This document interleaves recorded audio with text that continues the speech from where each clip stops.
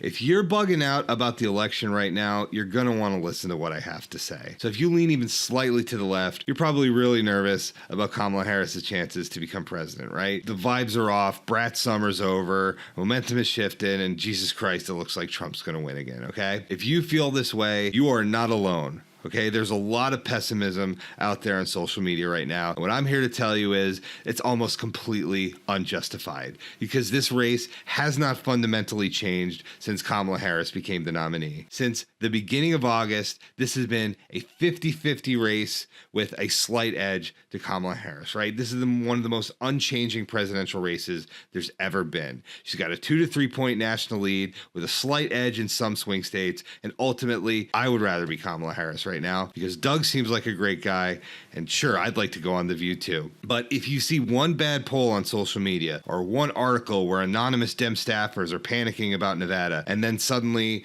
it's time to wet our pants, it's time to pack the bug out bags, it's time to move to Canada. And why is that? It's because we're nervous, it's because we're hopeful, it's because we feel helpless, and frankly, it's because we're a little bored, okay? Nothing has made an impact. None of the debates, none of the gaffes, none of the crazy stuff Trump has said has opened up that 15-point Kamala Harris lead that we all think she should have and that would let us unclench our butt cheeks until November. Michelle Obama told us this was going to happen. And look, like I said before, Kamala has a slight, tiny, microscopic lead right now. Imagine if the opposite was true and Donald Trump was posting up +1 and +2 polls in Pennsylvania every single week. You would be justifiably your pants instead of unjustifiably your pants because you're justifiably scared of what could happen if he's president again. And you might say, oh, the polls underestimated him in 2016 and 2020, and they did, okay? There's no doubt about that. There's some scientific explanations for it about education, polarization, and COVID. But there's even reason to believe that the polls could be